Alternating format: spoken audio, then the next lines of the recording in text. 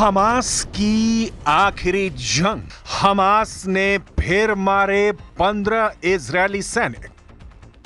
Merkava tank के इस video को दिल थाम कर देखिएगा। यह वीडियो हमास के प्रतिशोध का है। यह वीडियो गाजा से आया।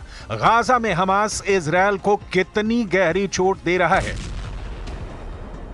उसे समझने के लिए आपको इस वीडियो को देखना जरूरी है। इजरायल का बुलडोजर एक बख्तरबंद गाड़ी को खींच कर ले जा रहा है। इन दोनों के पीछे आ रहा है इजरायल का शक्तिशाली टैंक मरकावा। और फिर वही होता है जिसके बारे में सपने में भी नेतन्याहू की फोर्स सोच नहीं सकती थी।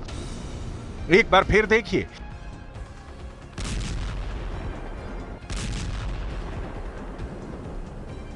करीब 800 टैंक और बख्तरबंद गाड़ी तबाह होने के बाद भी इजरायल गाजा में लड़ रहा है। यही है हमास की वो अदृश्य ताकत जिसके सामने इजरायली फोर्स बेबस नजर आ रही है। सिनवार को मार दिया, हमास के सैकड़ों बड़े कमांडरों को मिट्टी में मिला दिया, गाजा को खंडहर बना दिया, लेकिन हमास अभी भी जिंदा है।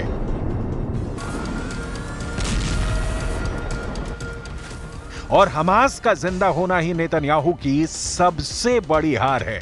हमास की जीत और नेतन्याहू की हार की पूरी कहानी कुछ ही मिनटों में आपके सामने होगी, लेकिन पहले सुनिए हमास पर क्या कह रहे हैं ईरान के supreme leader ayatollah Ali Khamenei.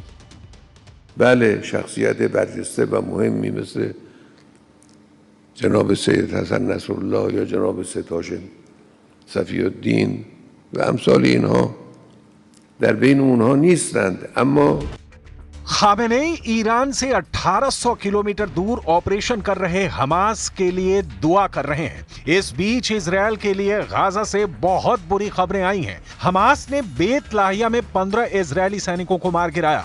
Hamas की अल कस्साम ब्रिगेड ने ऑपरेशन को अंजाम दिया। सफातवी में मरकावा टैंक पर भी निशाना साधा। जबालिया में मोर्टार से इजरायली सैनिकों और गाड़ियों को निशाना बनाया गया।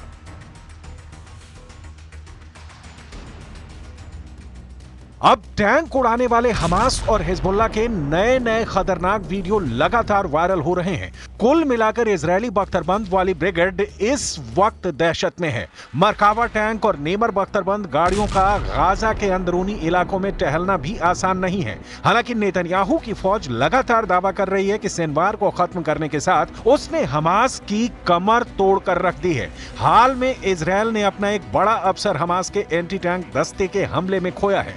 गाजा के जबालिया में हमास ने अचानक इजरायल की फोर्स पर हमला बोला और फिर इजरायल का बड़ा कमांडर मारा गया। 41 साल के कर्नल एहसन दाक्सा 401वीं ब्रिगेड के कमांडर थे। गाजा और लेबनान फ्रंट का लंबा अनुभव था।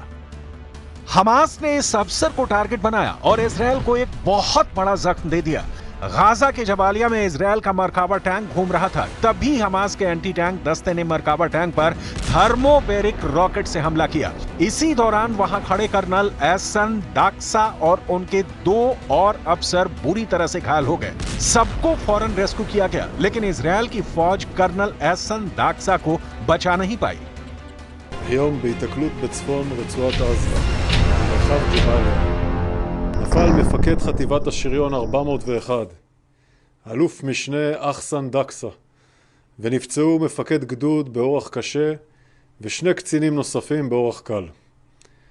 המפקדים נכנסו לשטח בטנקים ויצאו מהם לטובת תצפית. במהלך התצפית נפגעו מהפעלת מטען כשהם מחוץ לטנק. इसमें कोई शक नहीं कि गाजा से आ रहे ऐसे बहुत से वीडियो ने इजरायल के पावर सेंटर में तहलका मचा दिया है। क्या ऐसे वीडियो अब नेतन्याहू की फौज में नया डर पैदा कर रहे हैं? क्योंकि जो धमाका है उसमें ना सिर्फ इजरायल का टैंक फट रहा है, बल्कि इजरायली सेना की ताकत वाली छवि भी चकनाचूर हो रही है।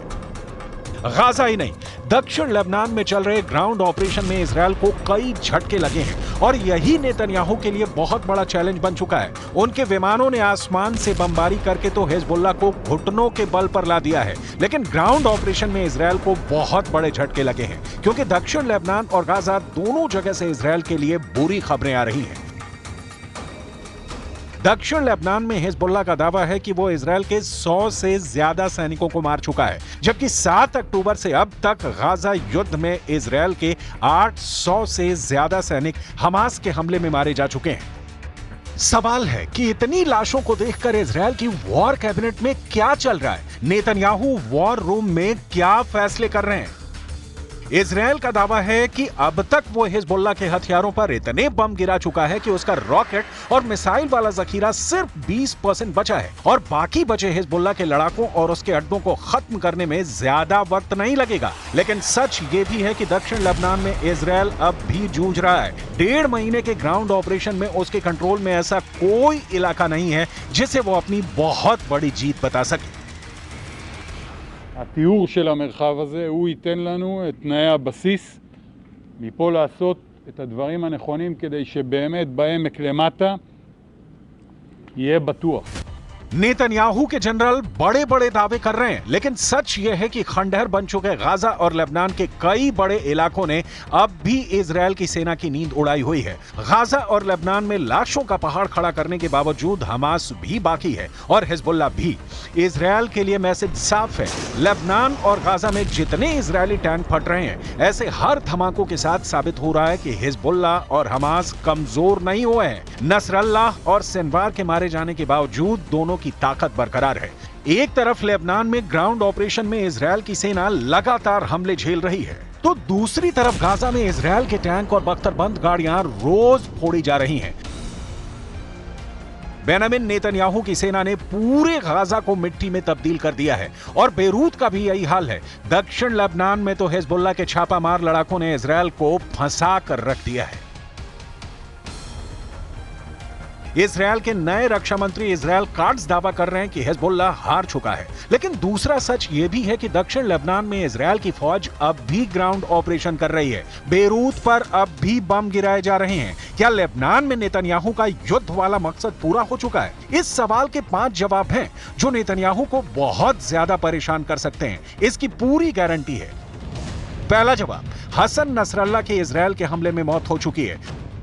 उत्तरी इजरायल में अब भी हिजबुल्लाह के बम फट रहे हैं।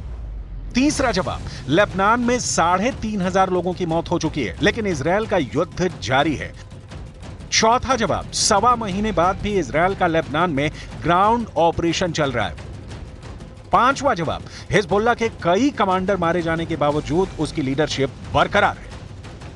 با قوت و قدرت تداوم داره، هم در لبنان هم در غزه و فلسطین. این مجاهدت ها قطعاً به دنبال خود پیروزی حق را، پیروزی جبهه حق را. अब इजरायल से आई इन तस्वीरों को देखिए। इजरायल में लगातार नेतन्याहू के खिलाफ प्रदर्शन हो रहे हैं। लोग युद्ध खत्म कर बंधकों की रिहाई की मांग कर रहे हैं। Here, close to the Prime Minister house, to try and continue and protest, try to continue and advocate for our children. We have no other choice. Today we just got another obstacle, the sacking of the Minister of Defense, Gallant. सिर्फ लोग ही नहीं, यो Gallant के पक्ष में Israel का विपक्ष भी आ चुका है। פיטורי שר הביטחון גלנט אתמול הם מעשה טירוף של ראש ממשלה לא כשיר. באמצע מלחמה, בזמן שישראל נלחמת ב7 חזיתות, נתניהו החליש ופגע בצה"ל, בכוחות הלוחמים, רק כדי להעביר את חוקי ההשתמטות. जंग अपनी जगह है, लेकिन इंसानियत और मानवीयता अपनी जगह। लेकिन इस जंग में सब स्वाहा हो चुका है। बड़े, बुजुर्ग, बच्चे, महिलाएं, सबके सामने दो तरफा मौत खड़ी है।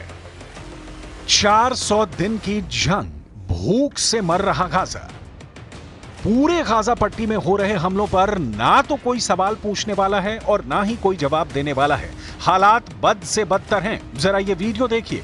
भूखे फिलिस्तीनी एक एक रोटी के लिए तरस रहे हैं। ये तस्वीरें गाजा में दीर अल बला इलाके की हैं, जहां सैकड़ों लोग एक रोटी हासिल करने के लिए जुटे हुए हैं।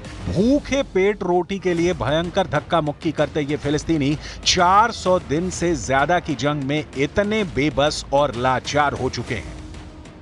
ما فيش حاجة بالسوق السد ولا حاجة، ولا إشي بقلب السوق موجود، لا سيرج ولا سكر ولا شاي ولا سمنة ولا فراخ ولا لحمة ولا سمك، والخضار البندورة 50 شيكل الكيلو.